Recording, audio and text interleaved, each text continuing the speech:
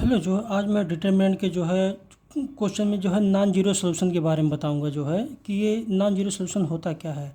हम ये जैसे क्वेश्चन दिया गया है कि जैसे the system of linear equation दिया गया है, 3 इक्वेशन दिए गए हैं और पूछ रहा है कि नॉन जीरो सॉल्यूशन बताओ इसका। तो इसका मतलब क्या है, मतलब कि जैसे कि ये किस जैसे ए बी सी है, are in A P G P H P किस में आते हैं।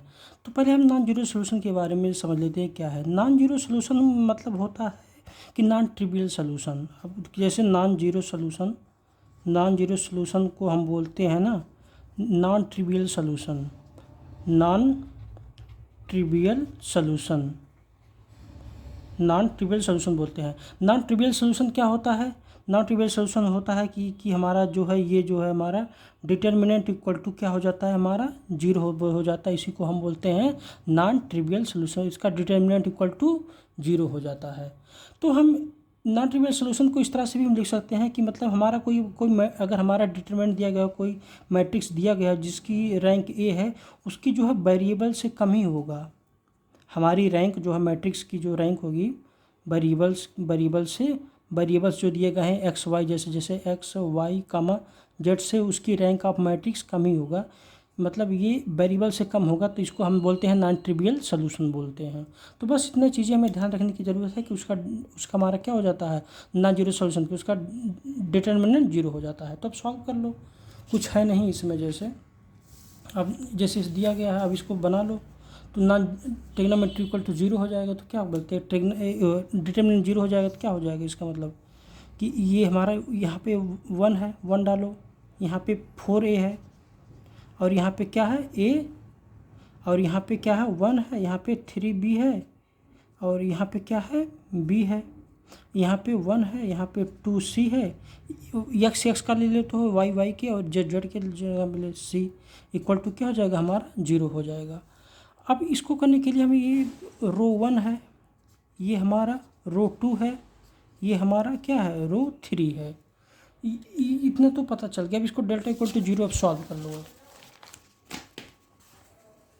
तो क्या करते हैं हम, जैसे हम इसमें से इसको घटा देते हैं, इसमें से इसको घटा देते हैं। क्या करते हैं हम ना, हम R2 कर देते हैं, R2 माइनस R1 कर देते हैं, एक ये कर देते हैं, एक R3 कर देते हैं, R3 में से मैं R1 को घटा देते हैं। तो बस हमारा क्या हो जाता है, रो 2 को रो में से 1 घटा दो, रो 2 में लिख दो, रो 3 कॉलम को रो 3 रो को रो 1 में रो 3 को रो 1 में से घटा दो। तो क्या हो जाएगा हमारा बन जाएगा,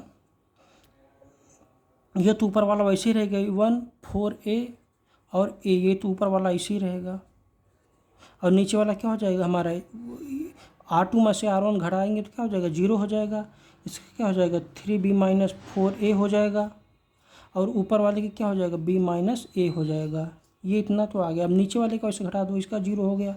इसका क्या हो जाएगा 3 में से R3 माइनस R1 क्या हो जाएगा 2c माइनस 4a हो जाएगा, और इसका क्या हो जाएगा हमारा c minus a equal to क्या हो गया जीरो हो गया।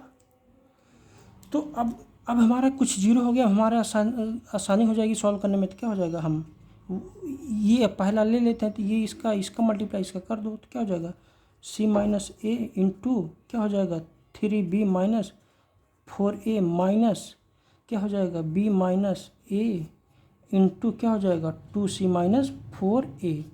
अब इसको फिर से मल्टीप्लाई करो, क्या हो जाएगा c से मल्टीप्लाई कर दो, क्या हो जाएगा 3bc, इसका 3bc माइनस क्या हो जाएगा हमारा 4ac माइनस क्या हो जाएगा 3ab, इससे मल्टीप्लाई करो तो क्या हो जाएगा 4a स्क्वायर हो जाएगा, माइनस इसको ब्रैकेट में कर लो, इसको फिर से कर लो 2cb माइनस 4ab माइनस जो है 2ac जो है प्लस 4a स्क्वायर हो जाएगा।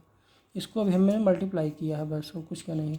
तो अब इसको खोल लो, क्या हो जाएगा 3bc minus 4ac minus 3ab plus 4a square minus जो है 2cb प्लस जो है 4ab प्लस जो है 2ac माइनस 4a स्क्वायर हो गया।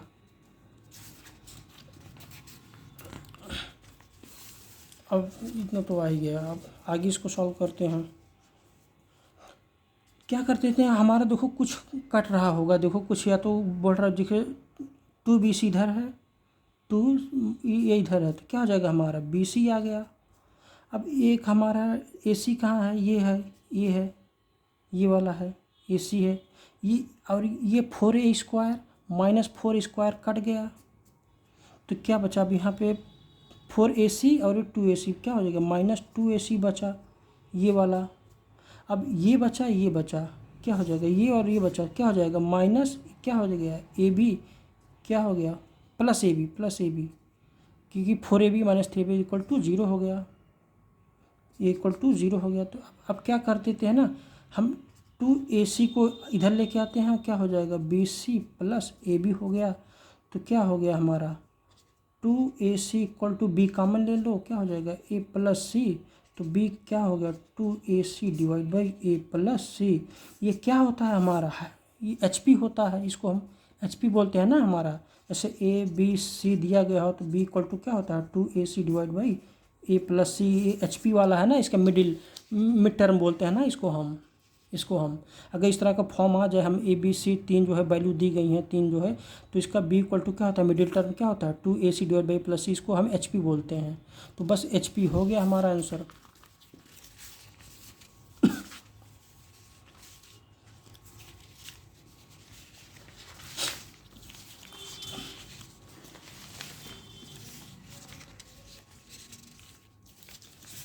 ये है,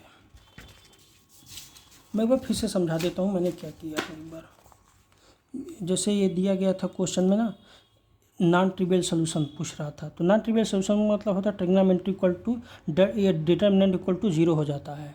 तो डिटर्मिनेंट 0 हो गया मतलब क्या हो गया, और हमारा ये हमारा बोलते हैं इसको हम रैंक ऑफ मैट्रिक्स बोलते हैं, रैंक ऑफ जो है मैट्रिक्स, इसको रैंक ऑफ मैट्रिक्स बोलते हैं, और इसकी वैल्यू हमेशा वेरिएबल से छोटी रहेगी तभी नॉन ट्रिवियल सोल्यूशन होगा, ये कंडीशन होता है। लेकिन हमें मेन कंडीशन में भी ध्यान देना है नॉन ट्रिवियल सोल्यूशन के डेल्टा इक्वल टू 0। तो बस हमने जो है डेल्टा इक्वल टू 0 कर दिया यहाँ पे, बस हमने यहाँ पे जो है डेल्टा इक्वल टू 0 कर दिया, यहाँ पे लिख दिया। वैसे यहाँ पे हमने ट्रिग्नोमेट्री वो यहाँ पे वो x वाला लिख दिया, यहाँ पे y यहाँ पे z वाला लिख दिया, उसको सॉल्व कर लिया डन। अब हमने क्या कर दिया, हमने R2 में से R1 को घटा दिया, R3 में से R1 को घटा दिया हमने, 1 ऊपर वाला तो सेम ही रहेगा। तो क्या किया हमने, बस इसको सॉल्व कर लिया है, मल्टीप्लाई कर दिया है। तो हमारा जब मल्टीप्लाई किए हैं, सॉल्व किए, इधर मल्टीप्लाई किया, कुछ कटे पिटे हैं, तो कटे पिटने के बाद हमारा ये वाला आया, इसके बाद जो है ये वाला आया, इतना आया। इसके बाद हमने क्या किया, ये 2ac को इधर लेके गए, तो क्या बचा bc plus ab, 2ac equal to b common ले लिए, a प्लस सी बचा, b इक्वल टू क्या हो गया 2ac divide by a plus C. ये हमारा क्या हो गया HP में आ गया। तो हमारा यही सोल्यूशन हो गया, बस कोई है नहीं इसमें। थैंक यू आज के लिए।